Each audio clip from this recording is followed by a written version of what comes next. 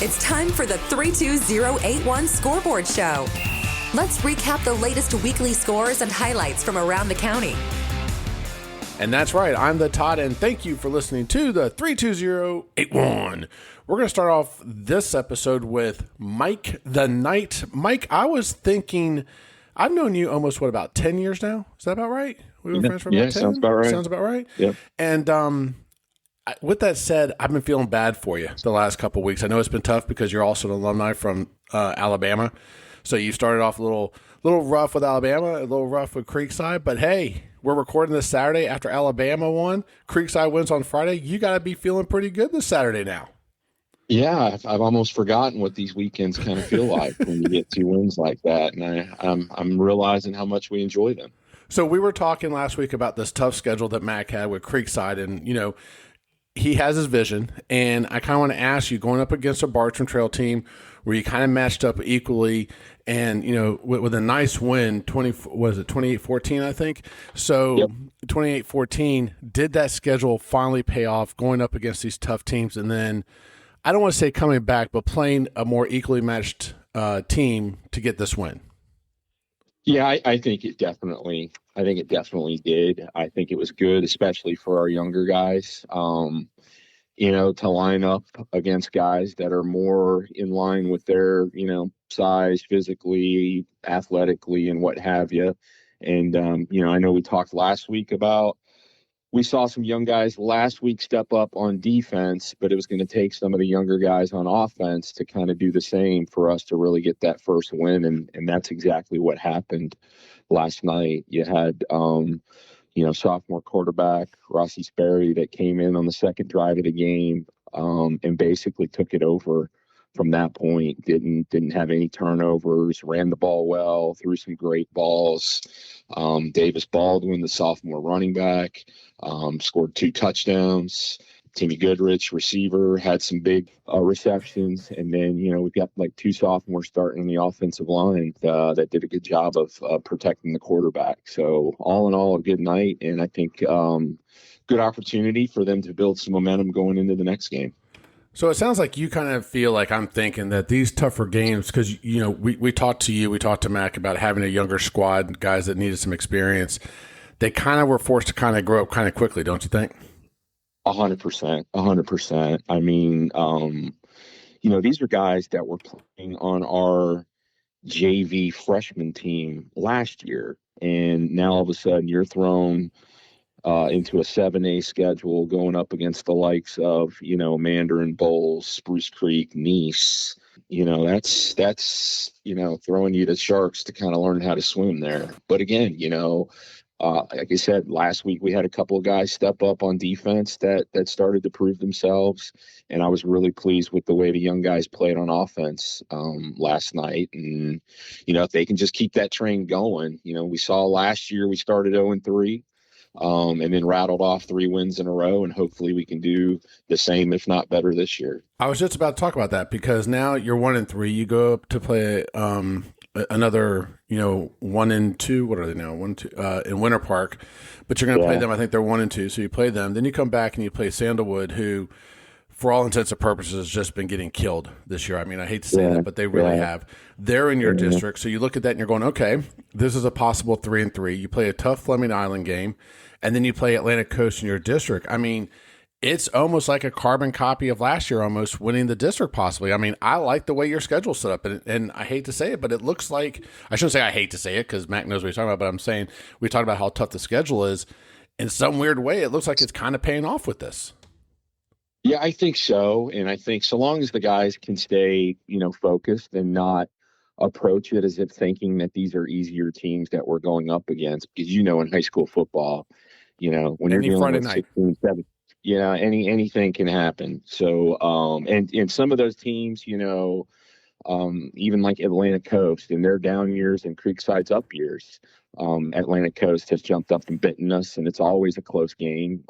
We almost blew a 3 or 4 score lead last year to them. So, yeah, we can't take anything for granted, but I do like the way the schedule's setting up for us now, especially once we get into those district games. We're also going to start to get some guys back, I think, that we lost early in the season to injuries that can hopefully come back and complement some of these younger guys that are doing well. So I think things are really looking up, and the team made the most. They learned from the difficulties in the first 3 games and were able to put it together last night. Mike, one last question I'd like to ask you is, like I said, we've been friends for almost 10 years now. What's it like for you? Because, you played Nease, you played Bartram, you played Ponte Vedra, and you're seeing a bunch of kids like our boys who grew up playing, Pop Warner and travel baseball together. What's it like for you as a dad being able to see these kids now, sometimes 6-7 years later, playing football against each other and knowing this is their final year in high school, going up against each other, and the next step's college? Yeah, it's funny that you said that, because I was talking with a couple of the other dads last night, and ironically, I think I know more kids on Bartram's roster really than I know kids on Creekside's roster, because I've coached so many of those kids. And after the game, instead of kind of worrying and celebrating with our guys, I was looking for those guys that I know, the Colson Bombs, the Joel Raggans, the Connor DeMarcos, the guys that we coached through Pop Warner Middle School and what have you, and making sure I tell them to keep their head up. But it's fun, and I told my wife Heather last night when we came home and started watching the highlights on the high school football shows. It's kind of a proud moment when you see some of those things and you look back and you say, I coached that kid, I know that kid, coached him. So yeah, it really is proud. It's great to see these kids like Derek, doing so well and making names for themselves, and hopefully they're able to continue that on in the next level if that's what they hope for. Well, Mike, tonight we hope that you guys continue, I guess, what last year gave you. Started off 0-3 and then rattled off 3 wins, and see you at 3-3 as you approach into Fleming Island. So best of luck to the Knights, and thank you again for your coverage this week. Thanks, Todd. Appreciate it. Well, shifting gears from Creekside Bartram, we're going to go check out the Reef with Kuda Mike. Kuda Mike, how are you doing today? Good. How are you doing today, Todd? Good. Hey, did Scuba Steve make an appearance like I thought, or no? Scuba Steve, the security shut him out for something. But let him in. Not enough water around the reef, I guess. Not enough water. Well, I mean, this was a battle of, I guess, the ocean right here with the reef, the tank, the sharks, the barracudas, everything's going on. And also, this was a district game. It's kind of weird here because you got a district game and then you got 2 non-district games. You go back into district play. But so it looks like actually you guys came on top of this one, 33-20. How'd the game go? The game went pretty well. We're 3-1. We're at the same point where we were last year at the same time frame, 3-1. But the big thing is we got our district win. Last year we lost to Ponte Vedra. We came out, we beat them pretty good this year. It was a battle. It was a battle every play of the game. This week we cleaned up all the drop balls, personal fouls. I think there was 3 penalties all game long. The offense, Drew Watson had a late 80-yard touchdown run. Maddox Hunstead had a big first half with 3 touchdowns. Eddie was on fire all night. I haven't seen official stats. I know it was over 350 yards he's thrown for. It might be the biggest game he's done in school history. The defense battled all night. We had about 5 sacks. They were very disciplined. Both teams were very disciplined and well coached on Friday night. So how's the offense look now? I know that you were talking earlier on during, they were trying to find their kind of groove. We had some players out over there. So are things starting to click? And it seems like they're starting at the right time, especially with district play. Yes. It's everything's clicking from offense to defense to special teams. We started off slow this season. But we got it going in first gear now. We're good now. So these guys look good. They're tackling well. They're blocking well. The blocking has improved so much in the last 2 weeks, and it was unbelievable.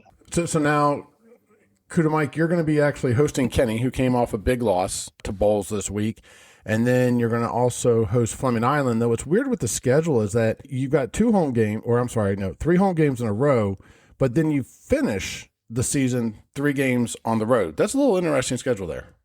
Yeah, that same schedule happened last year, midway through the season. We were on the road, and then we finished up at home. We got Kenny this week on a Thursday night.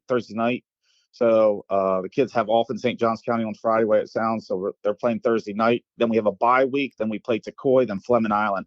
So, and then we're on that 3-game road away for this end of the season.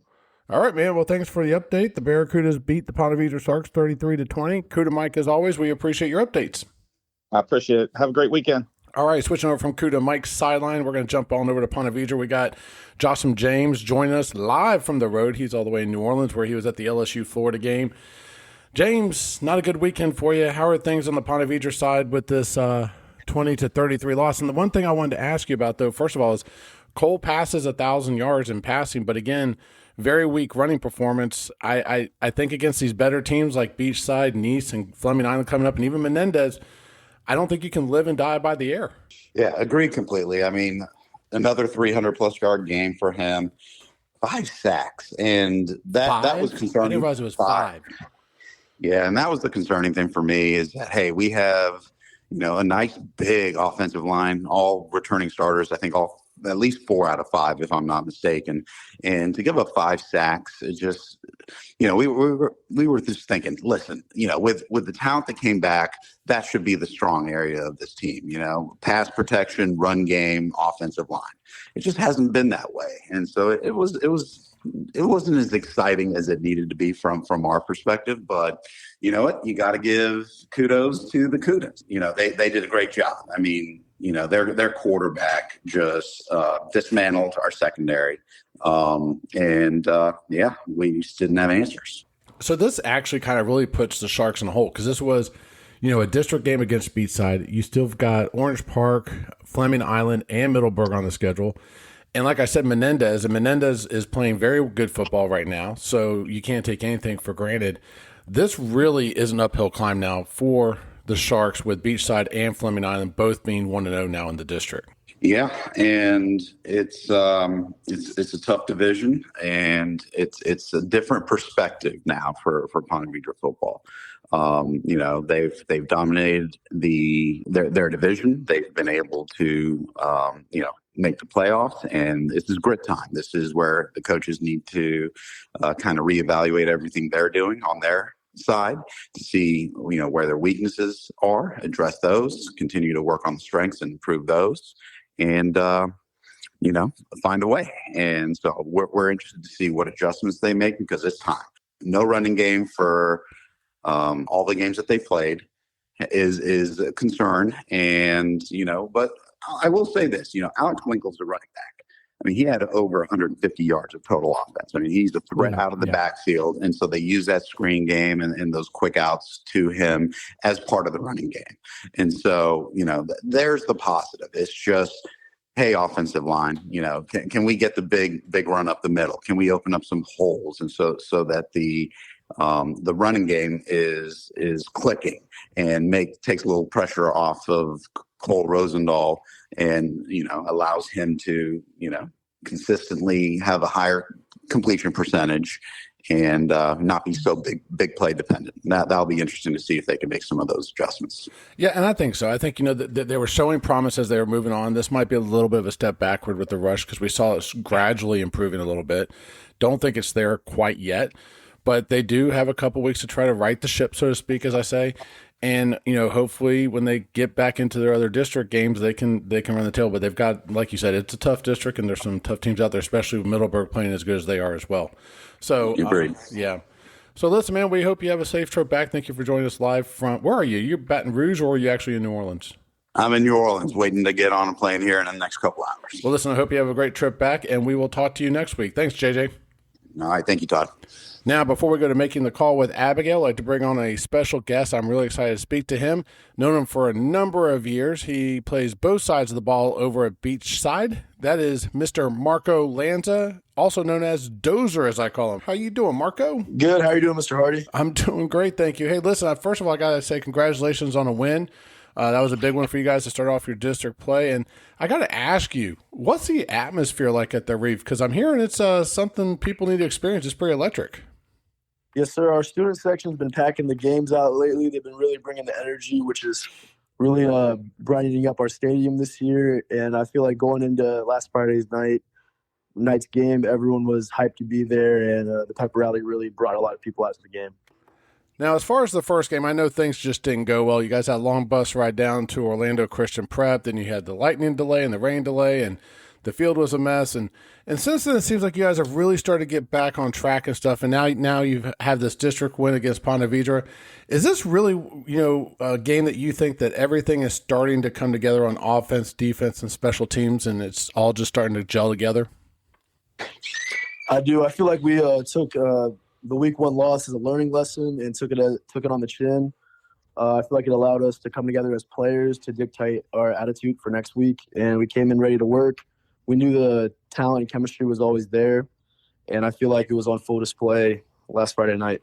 So the last thing I want to ask you, now, finishing up, you're obviously 1-0 in district play, and now you have 2 tough non-district games against Kenny and Tocoi before going into a 3-game district stint. How are you and the team feeling right now from here on out?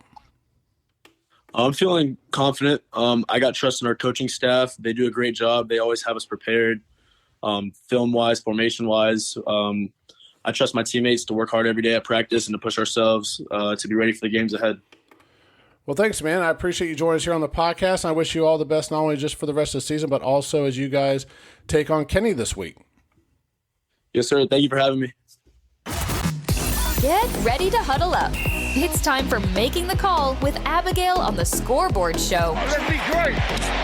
Let's be great. Are you ready? I'm ready. I'm ready. I'm ready. Let's kick it off. Welcome back to Making the Call with Abigail. And as always, Rob Farley from the North Florida Officials Association is back. Rob, I have a doozy one for you this week. Are you ready? I sure hope so.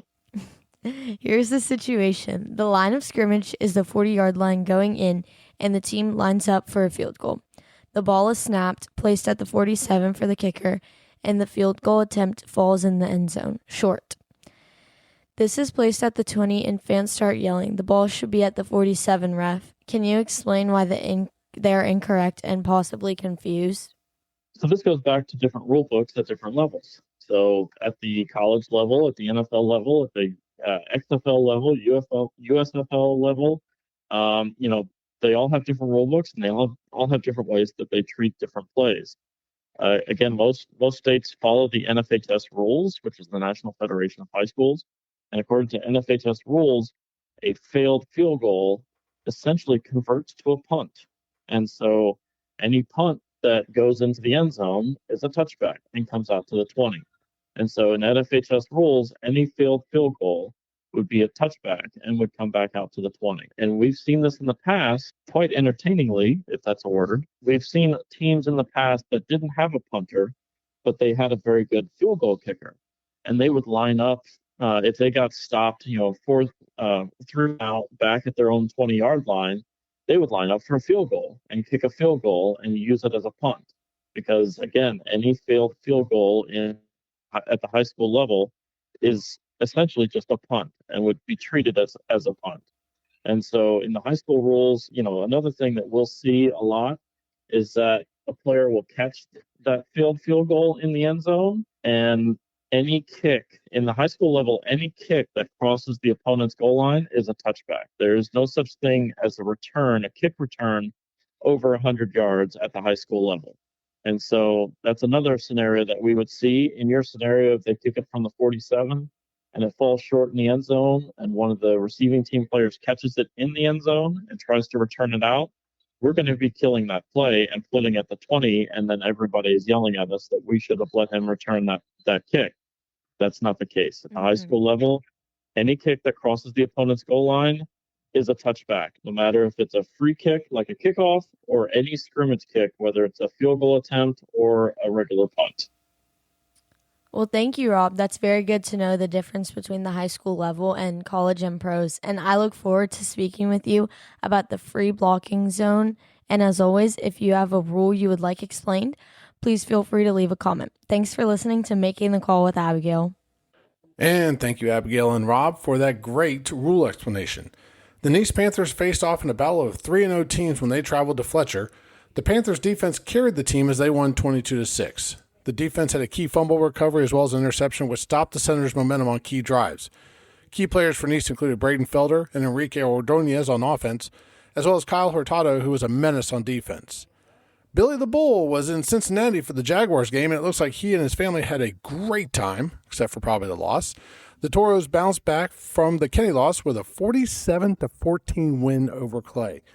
Billy the Bull will be back with us next week. And we also gave Super Mario the night off since Mike the Knight covered the Creekside versus Bartram game. Your schedule for this week: there's 2 games on Thursday night.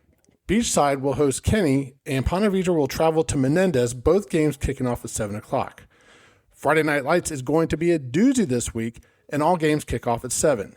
Tocoi travels to Bartram in a district contest. Creekside will be traveling 2 hours south to Winter Park.